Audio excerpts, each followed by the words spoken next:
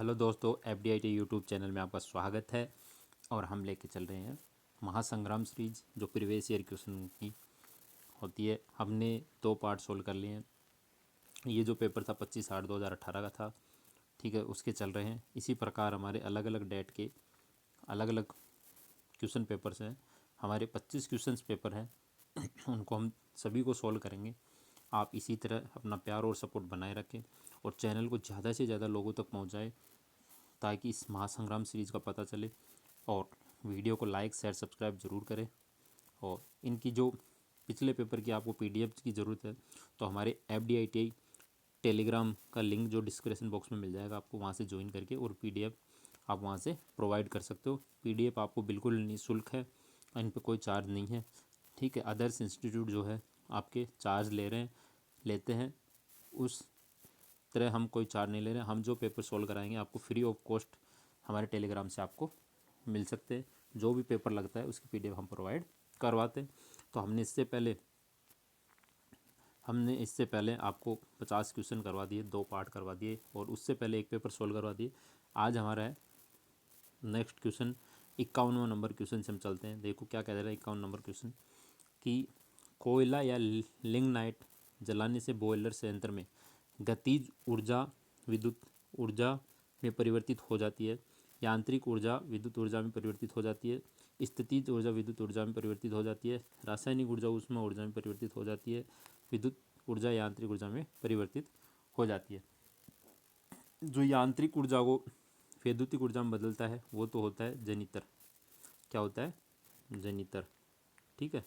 और जो वैद्युतिक ऊर्जा को यांत्रिक ऊर्जा में बदल रही है वो होती है मोटर। क्या हो जाती है? मोटर, ठीक है। स्थितिज ऊर्जा को विद्युत ऊर्जा में बदलता है, गतिज ऊर्जा को विद्युत ऊर्जा में बदलता है, रासायनिक ऊर्जा को ऊष्मा ऊर्जा में बदलता है। तो इसका जो राइट आंसर हो जाएगा वो हो जाएगा D इज़ राइट आंसर, ठीक है। D is right answer. Next question की ओर आगे बढ़ते हैं। क्या कह रहा है, देखो नेक्स्ट क्वेश्चन है हमारा 52 नंबर कह रहा है कि स्थैतिक ऊर्जा मतलब स्थैतिक बिजली का उत्पादन किसके कारण होता है? प्रकाश के कारण, ठीक है, चुंबकत्व के कारण, घर्षण के कारण, ऊष्मा ऊर्जा की आवाज़ के कारण। तो जो हमारी स्थैतिक ऊर्जा होती है वो किसके कारण होती है? घर्षण के कारण उत्पन्न होती है। नेक्स्ट क्वेश्चन की ओर आगे बढ़ते हैं। क्वेश्चन नंबर हमारा 53। देखो 53 क्या कह रहा है, कि 3 प्रतिरोध 20 ओम 30 ओम 60 ओम समांतर क्रम में जुड़े हैं। पहले देखो किस क्रम में जुड़े हैं? समांतर में। तो संयुक्त प्रतिरोध ज्ञात कीजिए, मतलब टोटल RT ज्ञात करना आपको। अब समांतर में जुड़े हुए हैं तो समांतर में सबसे पहले तो ये देखो क्या चीज़ समान होती है। तो समांतर में जो वोल्टेज का मान होता है वो क्या होता है? समान होता है। अब इसकी बात करते हैं समांतर। तो समांतर में फॉर्मूला क्या होता है? 1/RT बराबर होता है 1/R1 plus 1/R2 plus 1/R3 dot dot dot dot dot 1/RN, ठीक है। मतलब नंबर ऑफ रेजिस्टेंस संख्या, मतलब आपको जितने 3 से अधिक और भी होता आप ऐड कर सकते हो।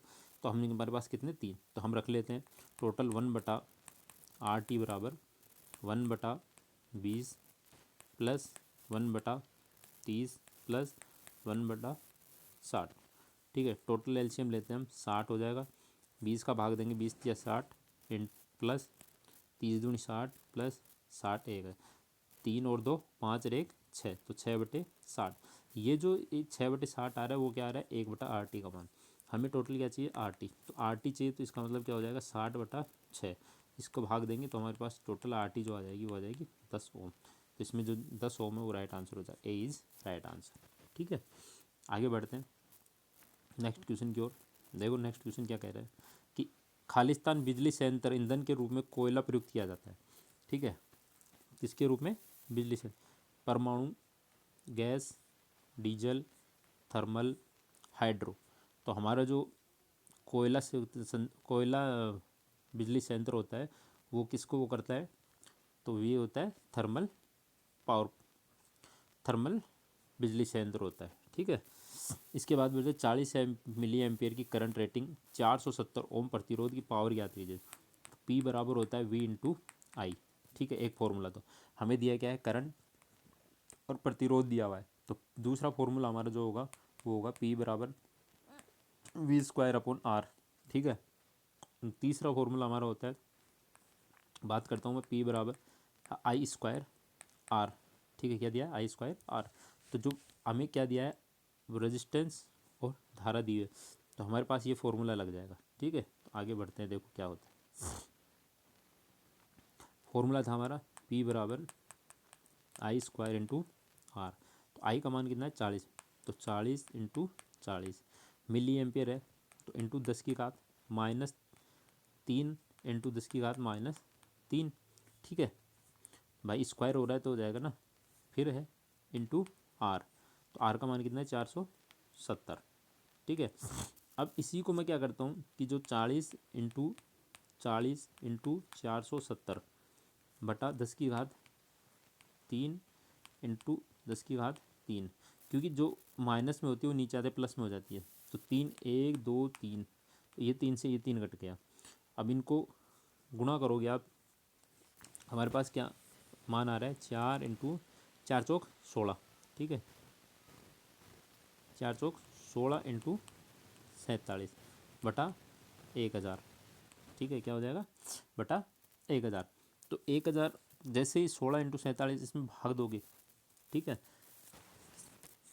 ठीक है, किसमें, 16 इंटू 47 में आप भाग दोगे, तो आप इसको गुणा कर रहे हो तो इसको गुणा करोगे तो कितना आएगा। ठीक है, हमारे पास 16 इंटू 47 बचा 1000 बच रहा है। ठीक है, तो जो ये बच रहा है इसका अंश वो हो जाता है हमारे पास 752 बटा 1000 हो जाएगा। ठीक है, तो 1 2 3 बराबर 0.75 वाट। तो ये इसका आंसर हो जाएगा, डी इज़ राइट आंसर। ठीक है, नेक्स्ट बढ़ते हैं आगे क्वेश्चन की ओर। क्या कह रहा है, 56 नंबर क्वेश्चन देखो क्या कह रहा है। ठीक है, 56 नंबर क्वेश्चन है कि किसी एक बिंदु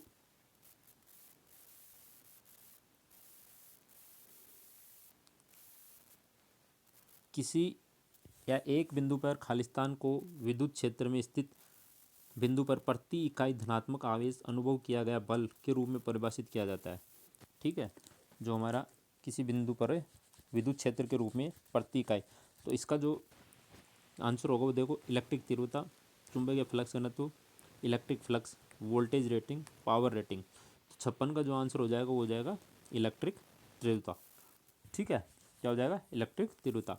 फोटोकॉपी मशीन में किसके सिद्धांत पे काम करती है, इलेक्ट्रोस्टैटिक प्रभाव से, चुंबकीय प्रभाव, पेल्टियर प्रभाव, करंट का तापमान प्रभाव और सीबेक प्रभाव।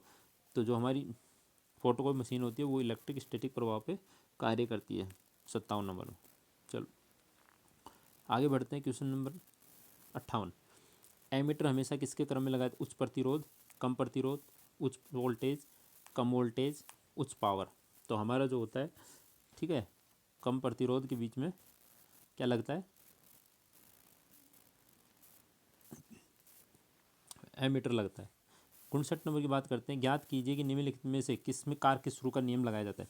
करंट के नियम में, करंट की दिशा में, चुंबकीय क्षेत्र की दिशा में, विद्युत क्षेत्र दिशा में, ईएमएफ की दिशा में, घूर्णन की दिशा में। तो हमारा जो कार स्क्रू का नियम जो लगाया जाता है, ठीक है, वो लगाता है चुंबकीय क्षेत्र की दिशा ज्ञात करने के लिए।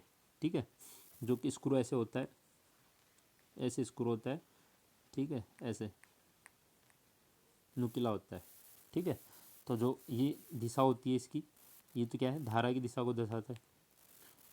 ठीक है, और ये जो घूमने की दिशा होती है इसकी, क्लॉक वाइज या फिर एंटी क्लॉक, जिस तरफ घूम रहा है वो दर्शाती है चुंबकीय क्षेत्र की दिशा को। ठीक है, नेक्स्ट बढ़ते हैं आगे क्वेश्चन की ओर।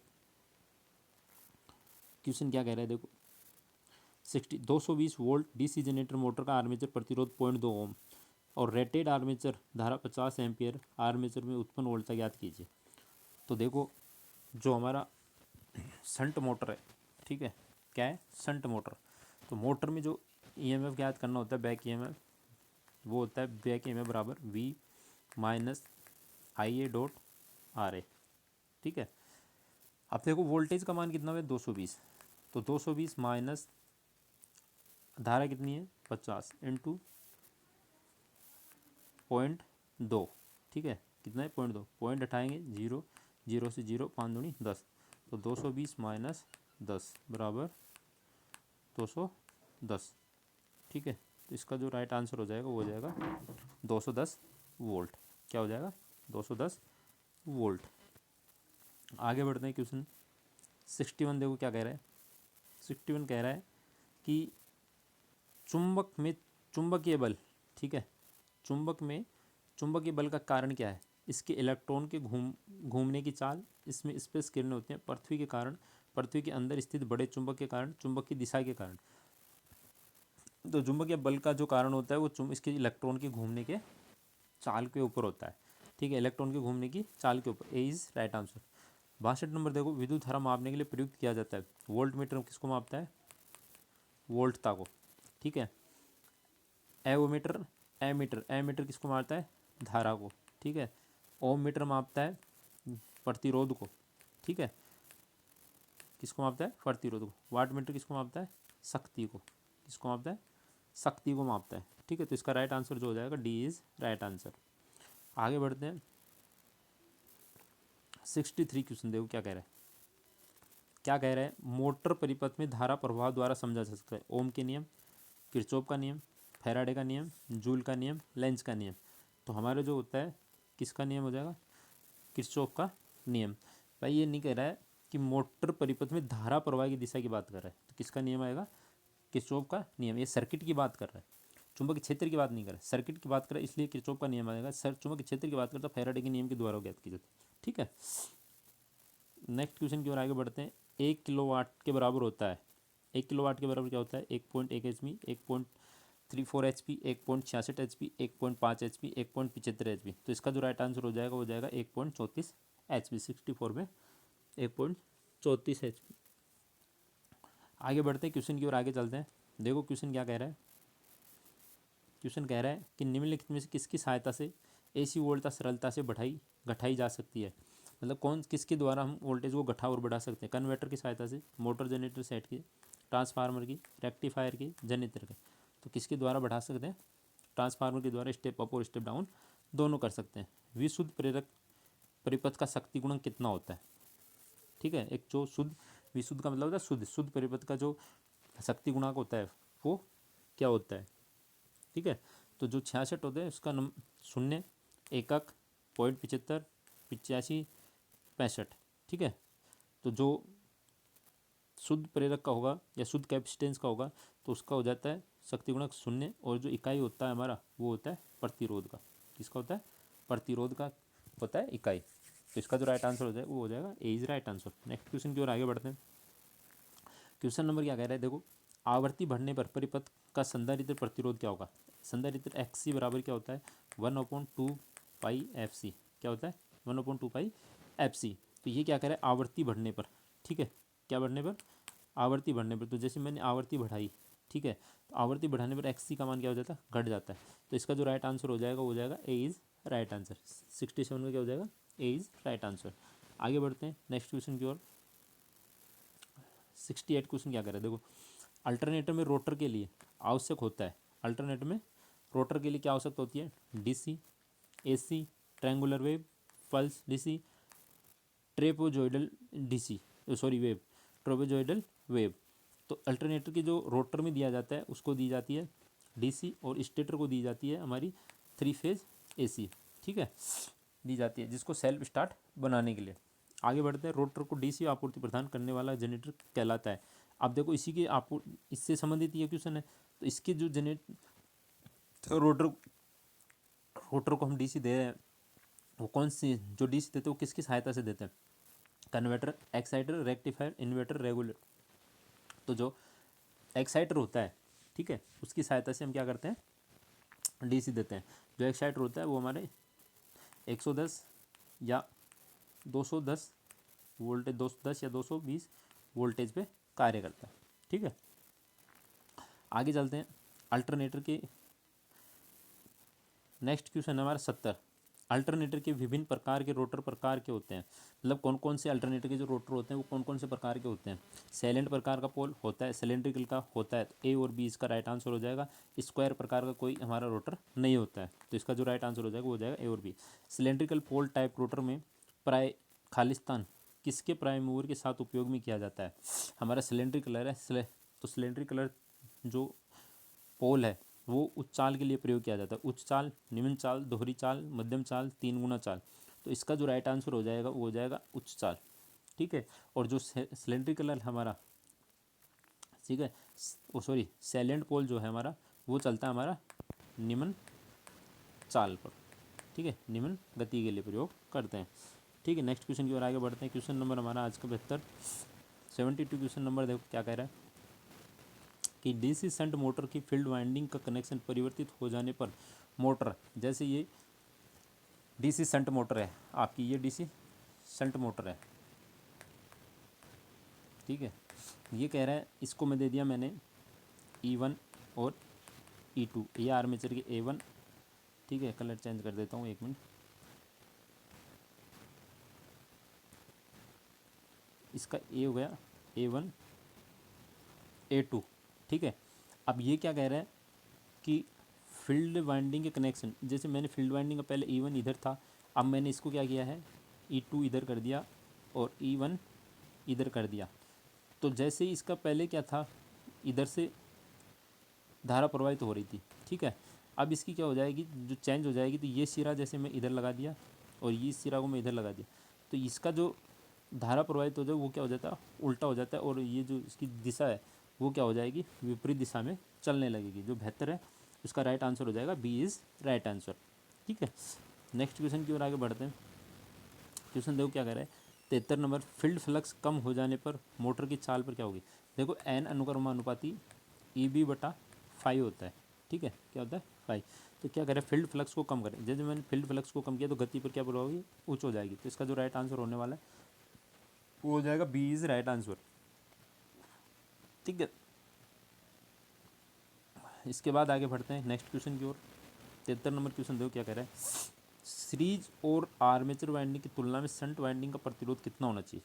देखो मैं आपको बता दूं, जो RSC है और एक है RA, ठीक है, इनका दोनों का प्रतिरोध जो होता है वो होता है 1 या 1 ओम से कम। ठीक है, 1 या 1 ओम से कम दोनों का। जबकि शंट फील्ड वाइंडिंग का होता है ना RSH, इसका लगभग 200 ओम से अधिक होता है। ठीक है, RSH बराबर होता है 200 ओम से अधिक होता है। तो इसका जो हो जाएगा सीरीज आर्मेचर वाइंडिंग से दोनों से क्या हो जाएगा, अधिक। इसका जो राइट आंसर हो जाएगा डी। 74 के अंदर क्या हो जाएगा, डी इसका राइट आंसर हो जाएगा। नेक्स्ट क्वेश्चन की ओर आगे बढ़ते हैं, 75 नंबर। ठीक है, वर्ग ए की आग निम्नलिखित किससे उत्पन्न होती है? लकड़ी से, तेल से, ज्वलनशील धातु, ट्रांसफार्मर, दहनशील धातु। तो वर्ग ए की जो आग होती है वो होती है लकड़ी से। तो इसका जो राइट आंसर हो जाएगा वो हो जाएगा ए इज़ राइट आंसर। ठीक है, तो ये थे आज के हमारे 75 क्वेश्चन। बाकी जो 75 क्वेश्चन है वो नेक्स्ट क्लास में देखते हैं। तब तक के लिए धन्यवाद, और वीडियो को ज़्यादा से ज़्यादा शेयर करें। मिलते हैं नेक्स्ट क्लास के साथ।